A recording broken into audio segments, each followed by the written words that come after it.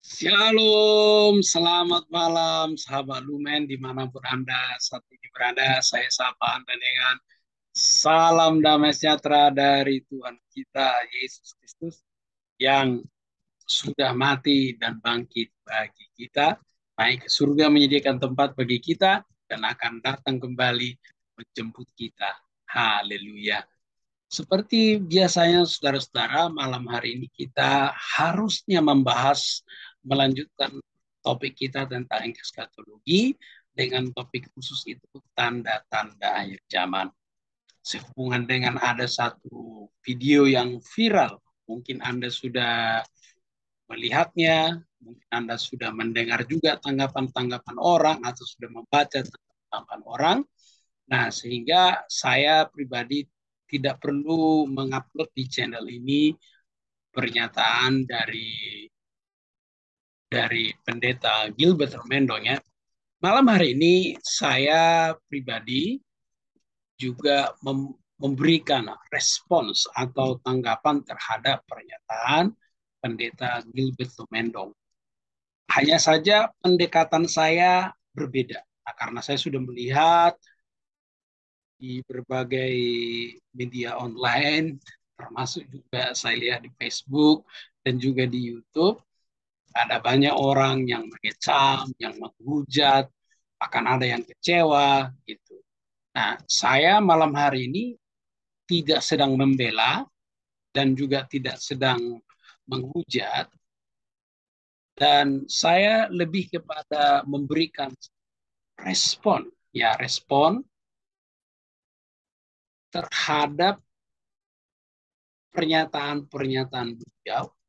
Jadi bukan nasihat ataupun kritik, karena dalam hal ini menurut saya bukan kapasitas saya. Ya, biarlah yang senior memberikan nasihat kepada senior, kritik kepada sesama, kepada senior menurut saya dalam konteks ini ya. Nah, saya juga tentu punya keberatan tersendiri terhadap beliau, tetapi saya juga tidak akan sampaikan ya, sampaikan secara terang-terangan ya. Yang kedua, saya juga tidak berusaha meluruskan kalimat-kalimat yang dia sudah sampaikan atau memberikan saran bagaimana harusnya beliau menyikapi. Artinya ini kan sudah terjadi, ya kan? Kalau di dalam prinsip komunikasi yang setiap tahunnya saya ajar kepada mahasiswa, ada satu prinsip komunikasi adalah bahwa komunikasi itu irreversible. Artinya tidak bisa dikembalikan. Jadi pernyataannya itu sudah viral, sudah ditarik kembali, tidak mungkin bisa diluruskan kecuali membuat pernyataan lagi, ya kan? Tapi saya tidak tahu apakah hal itu memungkinkan atau tidak. Yang pasti malam hari ini saya mencoba melihat dari angle yang berbeda, dari sudut pandang yang berbeda. Nah, saya melihat dari sudut pandang apa pelajaran yang bisa kita pelajari. Jadi dalam hal ini saya mau sharing kepada teman-teman apa pelajaran yang kita bisa pelajari, terutama ketika kita membuat pernyataan secara publik. Nah, tentu ada juga beberapa ayat firman Tuhan nanti yang kita bisa pelajari bersama-sama. Nah, sebelum kita nanti bahas materinya, saya mau kita terlebih dahulu membaca satu firman Tuhan, yaitu dalam kitab Yakobus pasal 1 ayat yang ke-19. Hai saudara-saudara yang kukasihi, ingatlah hal ini. Ya, ini pesannya Yakobus. Setiap orang hendaklah cepat untuk mendengar, tetapi lambat untuk berkata-kata dan juga lambat untuk marah. Jadi ada satu prinsip yang mau saya hubungkan dengan materi yang mau saya share malam hari ini, yaitu kita lambat berkata-kata. Ya, kenapa kita harus lambat berkata-kata? Karena setiap pernyataan itu bisa multitafsir.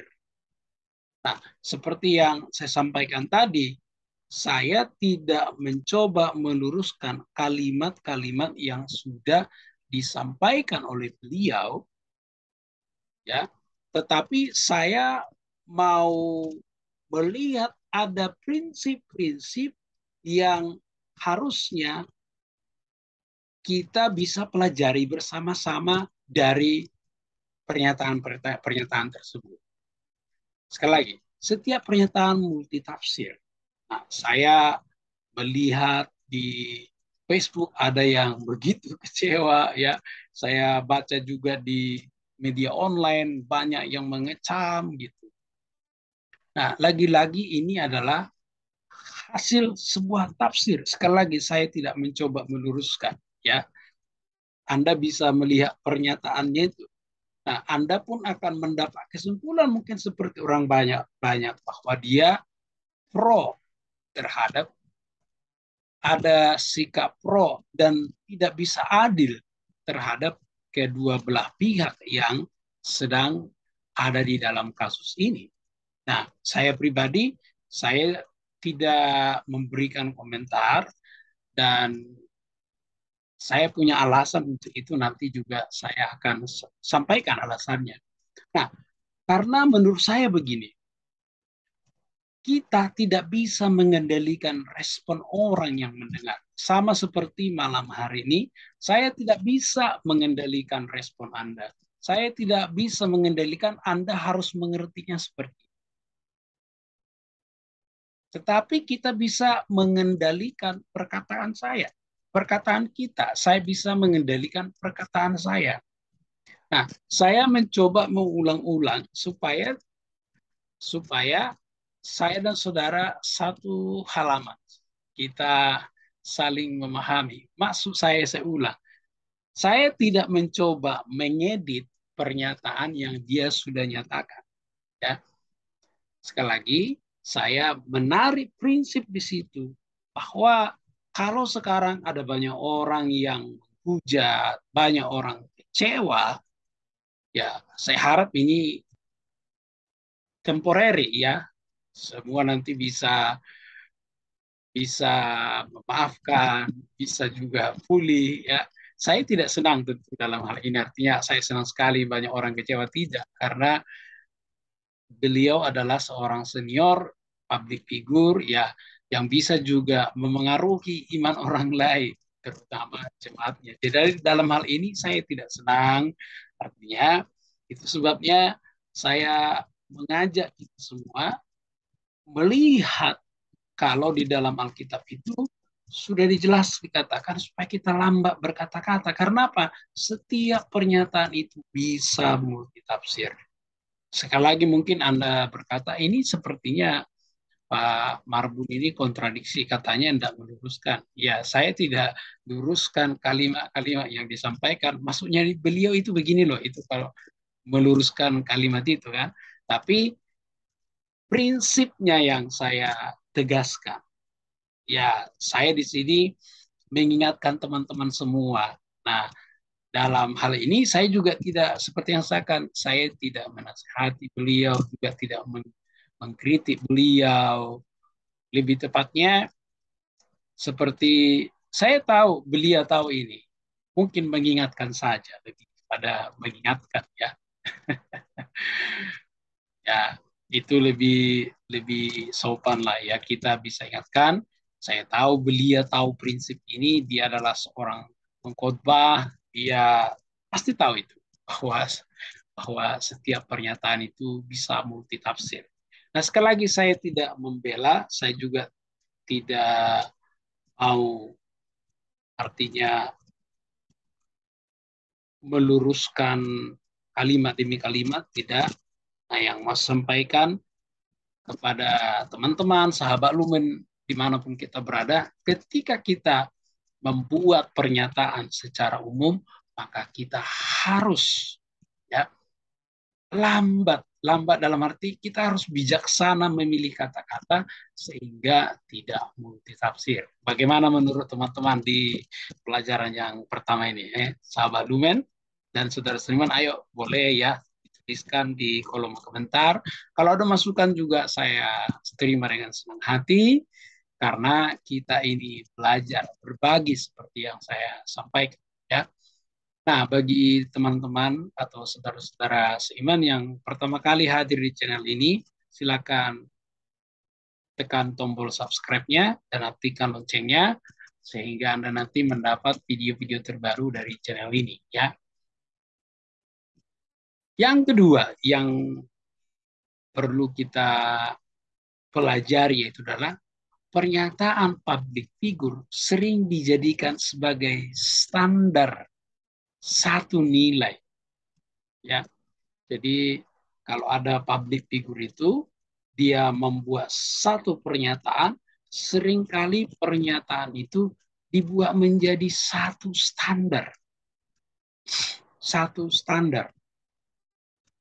Nah, jadi kalau ada public figure yang membuat pernyataan-pernyataan yang kurang tepat, nah ini bisa menghasilkan nilai yang kurang tepat.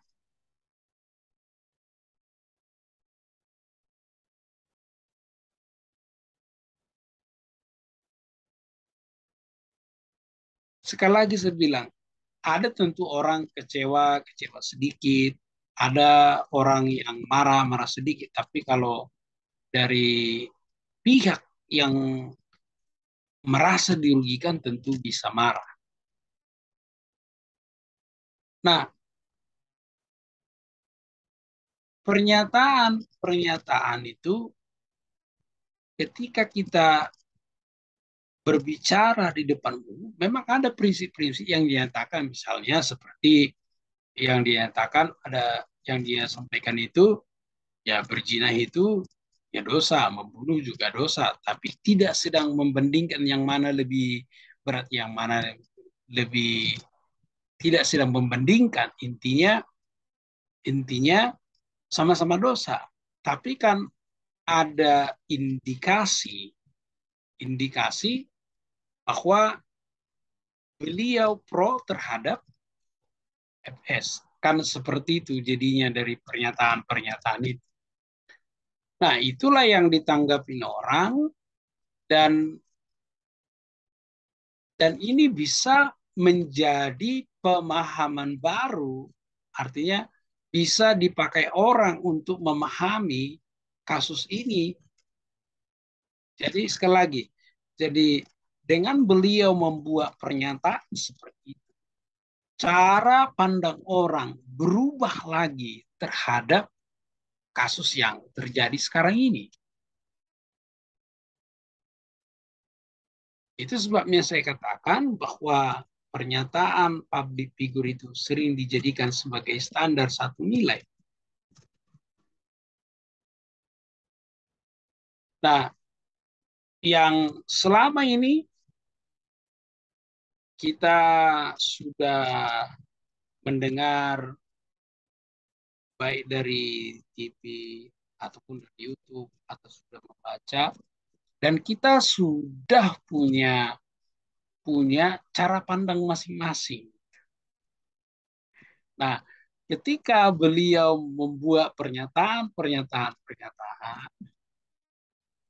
nah, yang di mana pernyataan itu berbeda dengan kesimpulan kebanyakan orang. Tentu bisa saja ada orang yang terpengaruh. Sekali lagi, respon orang kan di luar kendali kita. Nah, oleh sebab itu sebagai public figure ya, kita harus bijaksana. Seperti yang saya katakan tadi, salah satu dampaknya dari video ini, orang memiliki cara pandang baru terhadap kasus ini. Nah, kalau dijadikan ini sebagai satu standar nilai untuk menilai kasus-kasus progres kasus ini kan akan bisa berdampak negatif kalau ternyata tidak demikian. Ya karena seperti yang saya katakan tadi, saya akan sampaikan nanti alasannya kenapa. Karena menurut saya informasi ataupun berita sekarang itu belum bisa kita simpulkan, ya, belum bisa kita simpulkan karena kesimpulan kita itu bisa saja salah, ya. Jadi sekali lagi saya bilang, kalau sudah dijadikan ini menjadi satu standar nilai untuk menilai kasus yang ini tentu bisa memberikan satu sikap yang berbeda, khususnya dengan kasus yang ada. Nah, oleh sebab itu, kita sebagai public figure mesti berhati-hati membuat pernyataan terhadap satu peristiwa atau satu kasus, karena sekali lagi pernyataan kita itu bisa menjadi standar orang untuk menilai peristiwa itu. Nah, kalau standar kita itu tepat seperti peristiwa yang ada, nggak masalah. Kalau berbeda, nah ini yang menjadi masalah tentunya, ya. Yang ketiga, hindari terburu-buru menyimpulkan satu peristiwa. Ya. Kita tidak boleh terburu-buru. Ini alasan saya kenapa berkata, menurut saya, kita belum bisa menyimpulkan secara utuh dari kasus ini. Belum bisa, karena ada proses. Nah, maka kesimpulannya itu nanti harus sesudah persidangan. Nah, kalau sudah ada putusan persidangan, maka itu adalah keputusan yang paling valid. Kecuali satu, misalnya bila Anda mengalami, kesimpulan Anda lebih mudah diterima. Nah, kalau hanya mendengar pernyataan dari si A, mendengar pernyataan dari si B, kan bisa saja salah, bisa saja berubah. Karena apa? Karena kita hanya mendengar dan tidak mengalami. Yang kedua, bila Anda langsung melihat peristiwa itu, ya, Anda melihat secara langsung, Anda bisa menjadi saksi kunci. Anda bisa memberikan pernyataan yang benar, akurat, dan valid karena Anda melihat secara langsung.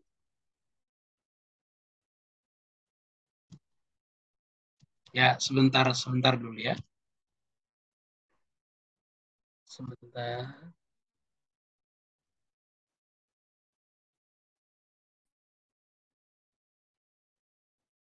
Yang ketiga, merasakan. Bila Anda turut merasakan, kesaksian Anda akan memiliki kebenaran. Artinya, bila kita atau bila saya dan teman-teman sahabat Lumen mau menyimpulkan sesuatu atau satu peristiwa, itu akan lebih memiliki kebenaran yang kuat kalau kita merasakannya. Maka itu sebabnya kalau di dalam peradilan, salah satu alat bukti atau saksi itu dia mengalami, melihat, dan merasakan, dan dia tahu peristiwa itu. Nah, itu baru kita bisa pede.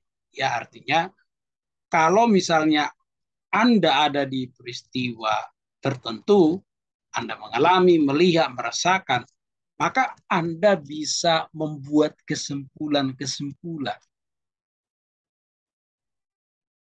Nah, masalahnya Kalau saya dan Anda hanya mendengar, kita tidak mengalami, kita tidak melihat, kita tidak merasakan.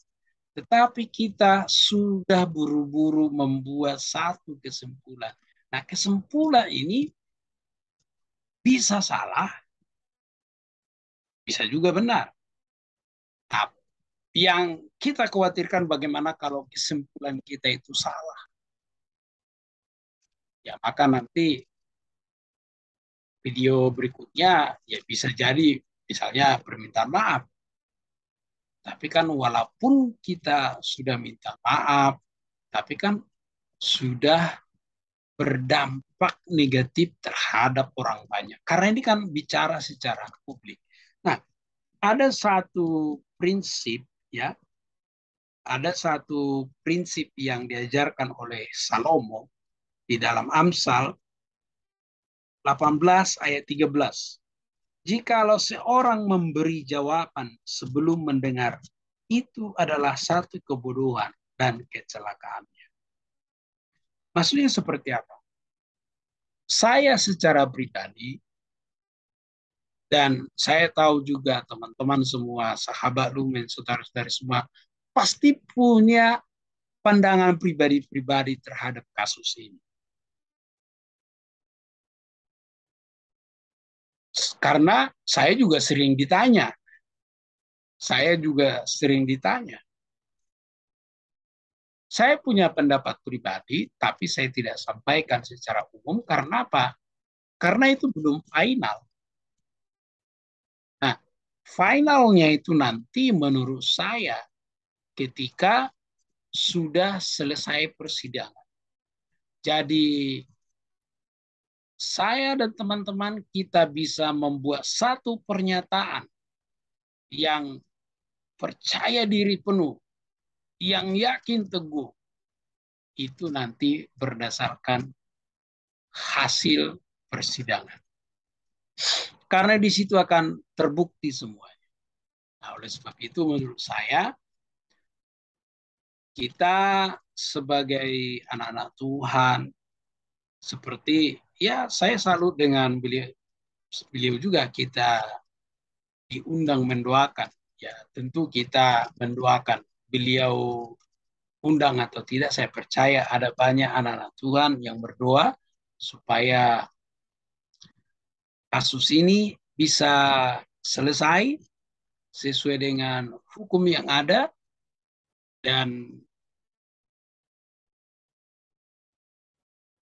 polisi dan jajarannya bisa menyelesaikan masalah-masalah yang lain. Karena ini tentu menguras perhatian orang banyak ya. Dan kita bisa fokus kepada hal-hal yang sangat prinsip dalam kita. Ya, kita harus mengakui bahwa sedikit atau banyak ini menyita perhatian kita. Nah, jadi sesuai dengan Amsal, kita diingatkan, jikalau seorang memberi jawaban sebelum mendengar, itu adalah sebuah kebodohan dan kecelakaan. Maka kita tidak boleh tergesa-gesa, ya. Karena apa? Saya dan saudara tidak mengalami, tidak melihat, tidak merasakan. Kita hanya dengar dari cerita-cerita. Yang tentu cerita itu bisa berubah, cerita itu bisa salah.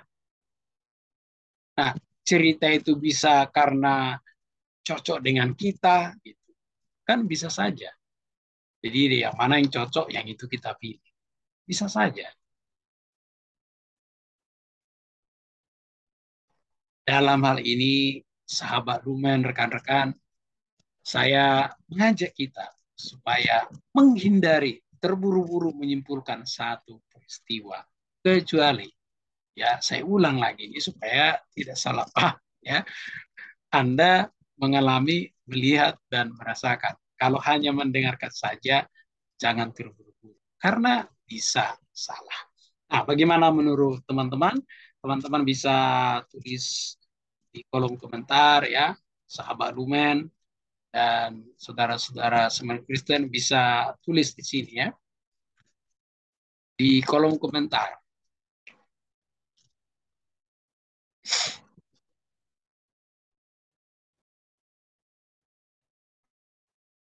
Kenali kapasitas Anda. Ya.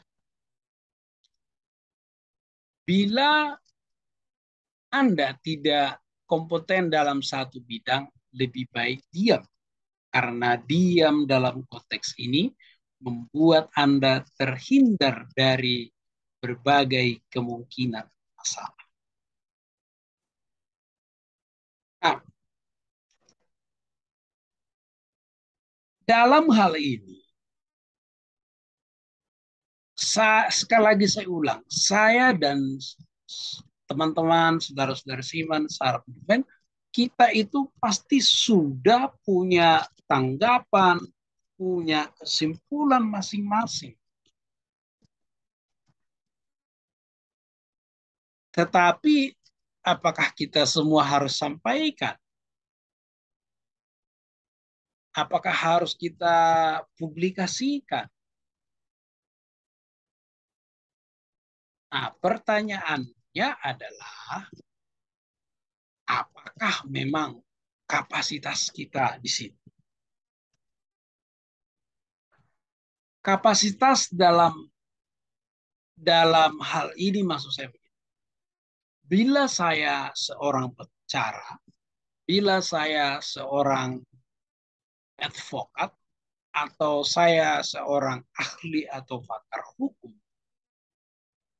maka tentu saya bisa berbicara tentang apa yang terjadi dari sudut kacamata hukum.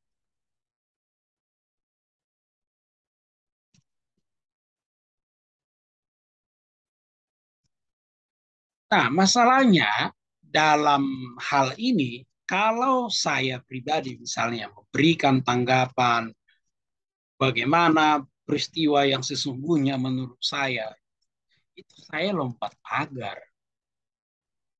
Lompat pagar dalam artian, saya bukan pengacara. Seperti yang saya katakan, bahkan dari video pernyataan Pak Gilbert Mendong ini, saya lebih menanggapi dari sisi komunikasi. Ya, saya tidak berbicara hukum, tidak berbicara pasal-pasal, ya, karena bukan bidang saya. Jadi diam itu seringkali membuat kita itu terhindar dari berbagai masalah, apalagi bukan kompetensi kita. Nah, mungkin Anda bertanya, kalau begitu kita nggak bisa menanggapi dong. Bukan soal berbicara bisa atau tidak bisa sebenarnya. Nah, Anda mau sampaikan di publik atau misalnya hanya berduaan dengan teman, hanya artinya konsumsi pribadi lah, seperti omongan warung kopi lah. Nah, karena saya pun kalau ditanya di luar sana, saya punya tanggapan, tapi saya bilang ya, saya pribadi sebenarnya tidak mau bahas ini, tapi ini hanya saya dan kamu aja. Artinya terbatas, ya. Karena apa? Karena kalau misalnya go public atau misalnya di-upload di YouTube, nah ini kan bisa mendatangkan masalah-masalah yang di luar kendali, yang di luar prediksi. Karena apa? Seperti yang saya katakan tadi, bahwa setiap pernyataan itu bisa multitafsir. Jadi dalam hal ini menurut saya, sekali lagi, Pak beliau sebenarnya lebih bagus mengajak kita berdoa tanpa harus memberikan komentar-komentar atau kesimpulan-kesimpulan yang di awal yang mana peradilan belum memutuskan. Saya berpikir akan lebih lebih tepat ya. Ajakannya berdoa menurut saya sudah tepat ajakannya itu ya. Ajakannya itu akan lebih mantap tanpa harus memberikan tanggapan atau komentarnya terhadap apa yang di proses peradilan sekarang, ya. Jadi seperti itu. Nah, seperti yang saya katakan tadi, saya tidak akan bisa mengedit kata-katanya, tapi prinsipnya, ya, bagi saya seperti itu. Nah, bagaimana menurut teman-teman? Silakan tuliskan di kolom komentar, ya. Oke, yang terakhir, utamakan hikmat dan kebijaksanaan. Mengedepankan hikmat dalam kebijaksanaan ketika Anda membuat pernyataan secara publik. Ya, saya aja ini, saya katakan ini kayaknya beberapa kali nih, beberapa kali ulang record gitu ya. Karena saya nggak edit. Jadi ya kalau edit agak lama, bisa diedit sih ya, bisa diedit tapi agak lama. Jadi saya salah sedikit ya berhenti, lanjut lagi, salah sedikit berhenti, lanjut lagi. Jadi saya memang biasa begitu. Jadi ini sudah langsung diupload. Nah, itu sebabnya saya mengutamakan ya berhikmat, jangan sampai keceplosan, ya bijaksana, jangan sampai melukai hati orang banyak, ya mengedepankan hikmat dan kebijaksanaan sehingga pernyataan-pernyataan kita itu terkendali. Ya sekali lagi seperti yang saya bilang di awal, kalau kalau kalau respon itu tidak bisa kita kendalikan, maka perkataanlah yang kita kendalikan. Jadi sahabat Lumen dan saudara-saudara seiman, dimanapun saat ini Anda berada, saya mengingatkan kita ya, kita belajar bersama-sama tentunya. Seperti yang saya katakan tadi, saya tidak menggurui, saya saya juga tidak lebih hebat dari siapapun. Ada satu firman Tuhan yang mau saya sampaikan.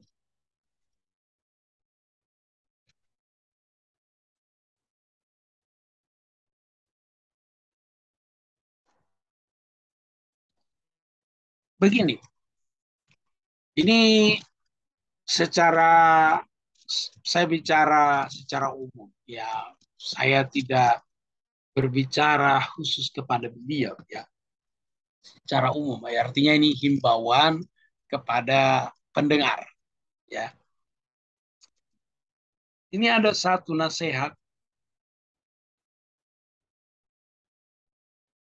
karena menurut saya nasihat ini penting ya. Nasihat ini adalah nasihat Salomo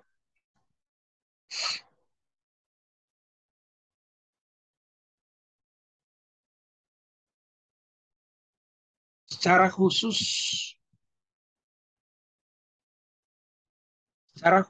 di Amsal 12 ya. Amsal 12 ayat 25. Kekhawatiran dalam hati membungkamkan orang, tetapi perkataan yang baik menggembirakan. Ya. Jadi kalau saya dan sebuah saudara khawatir ya, itu membungkukkan hati kita. Kemudian ada orang yang berkata kata yang baik, ya, maka itu bisa menggembirakan. Nah, dalam hal ini saya mengambil satu kesimpulan, perkataan yang baik itu menggembirakan. Nah, itu sebabnya ketika kita berbicara secara publik, kita harus utamakan hikmat dan kebijaksanaan Supaya apa? Perkataan kita itu menggembirakan pendengar. Ya, sekali lagi, memang salah satu tugas yang paling sulit di dunia ini adalah menyenangkan semua orang. Ya, tetapi setidaknya saya dan saudara berusaha berkata-kata yang baik, penuh hikmat, penuh kebijaksanaan, sehingga orang yang mendengarkan itu mereka bisa bergembira. Nah, teman-teman dan sahabat Lumen dimanapun Anda saat ini berada, seperti yang saya katakan di awal, saya tidak akan meluruskan kalimat yang dia sudah sampaikan. Saya juga tidak berusaha meluruskan meluruskan pernyataan-pernyataan yang dia sudah buat. Dalam hal ini saya lebih melihat dari prinsip-prinsip komunikasi, secara khusus komunikasi di dalam kekristenan, dan kita bisa melihat dari beberapa ya firman Tuhan tadi, bagaimana kita harus berkata. Karena apa? Kita kita di awal sama-sama belajar bahwa kita harus harus lambat berkata-kata. Karena apa? Setiap pernyataan kita itu bisa multitafsir. Seperti yang saya katakan bahwa dalam prinsip komunikasi secara umum bahwa perkataan kita itu irreversible. Ya, agak susah ngomongnya ya. Tidak bisa kembali. Ya, kalau kita sudah ucapkan maka tidak bisa kembali. Maka firman Tuhan mengajarkan kita supaya lambat berkata-kata. Tadi juga sampaikan bahwa kita tidak bisa mengendalikan respon orang yang mendengar. Seperti saya saat ini, saya tidak bisa mengendalikan respon Anda. Tapi saya bisa mengendalikan perkataan saya. Ya, meminimalisir kesalahan-kesalahan, meminimalisir kesalahan pemilihan kata, bahkan mencoba menegaskan kembali, mengulang, bukan sengaja mengulang-ulang, tapi dengan tujuan apa yang mau sampaikan itu, saudara bisa memahaminya. Teman-teman dan saudara seiman, sahabat Lumen bisa memahaminya. Kalau ada yang kurang jelas, boleh ditanyakan. Nah, pernyataan public figure itu sering dijadikan sebagai standar satu. Nah, oleh sebab itu dalam hal ini kita harus berhati-hati membuat satu pernyataan. Karena pernyataan kita itu bisa dibuat menjadi standar baru untuk menilai satu peristiwa. Nah, jadi kita mesti berhati-hati ya. Kemudian hindari terburu-buru menyimpulkan satu peristiwa. Apalagi kita hanya modal mendengar kata si A, kata si B, kata si C. Kecuali Anda mengalami, melihat, merasakan. Nah itu Anda pasti, testimoni Anda pasti akurat. Kalau kita hanya mendengar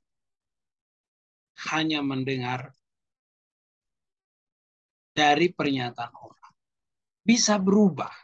Ya, kita sudah tahu di awal ini berubah. Ya, berubah. Nah, makanya kalau kita menyimpulkan sekarang, ternyata nanti kesimpulannya berbeda. Nah, mau tidak mau harus membuat video pernyataan minta maaf toh. Tapi kan saya sudah seperti yang saya katakan tadi, orang sudah terlanjur kecewa, orang sudah terlanjur marah. Nah, sekali lagi saya tidak senang, ya, saya tidak bergembira, ya, dengan kondisi ini. Saya tentu kurang setuju, ya kurang setuju. Makanya saya coba membuat respon ini, tapi dengan pendekatan yang berbeda. Karena saya tahu di beberapa channel tentu sudah membuat pernyataan-pernyataan, saran, kritik, nah, sesuai dengan pandangan masing-masing. Nah, kalau di channel ini seperti yang saya katakan tadi, saya coba lebih pendekatannya dari segi komunikasi. Kenali kapasitas kita, ya biasakan jangan lompat pagar, terutama kalau berbicara di depan publik, ya. Kalau kalau kita tidak kompeten, lebih baik kita diam. Mungkin kita punya tanggapan seperti yang saya katakan. Saya pribadi punya tanggapan, punya cara pandang, tapi saya tidak sampaikan. Karena apa? Saya tidak kompeten. Saya bukan penyidik, saya bukan pengacara, saya bukan ahli hukum yang bisa memberikan pernyataan-pernyataan yang hampir valid, sekalipun misalnya belum sampai pada hasil peradilan atau hasil sidang, ya. Kalau orang yang kompeten kan mereka bisa, tapi sekali lagi tetap tidak bisa terburu-buru karena nanti semuanya harus berdasarkan hasil sidang. Utamakan hikmat dan kebijaksanaan. Ya, tadi saya sampaikan bahwa kalau orang khawatir hatinya ya merugikan dia, kemudian ada orang berkata yang baik, menggembirakan dia. Dengan kata lain, ya satu prinsip yang saya ambil dari ayat ini, perkataan yang baik itu menggembirakan. Nah, oleh sebab itu mari kita utamakan hikmat dan kebijaksanaan sehingga perkataan kita itu bisa menggembirakan orang.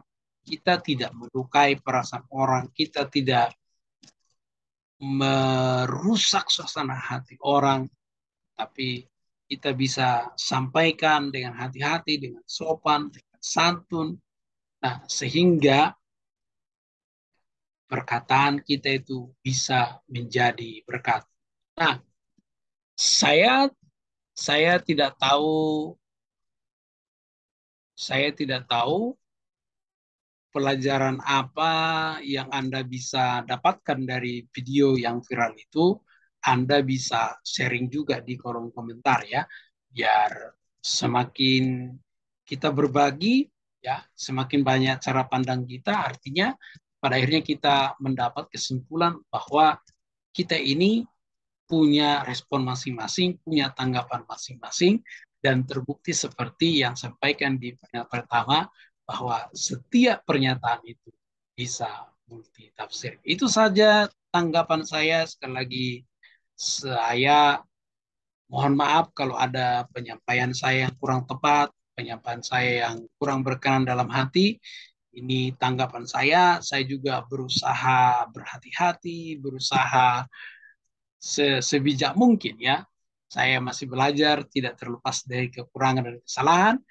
Tentu ada saran, kritik, dan masukan saya terima, ya. Saya terima dengan lapang dada karena bagi saya semua itu adalah sebuah proses pembelajaran. Sekian dari saya, Dr. Tulung. Tuhan Yesus memberkati.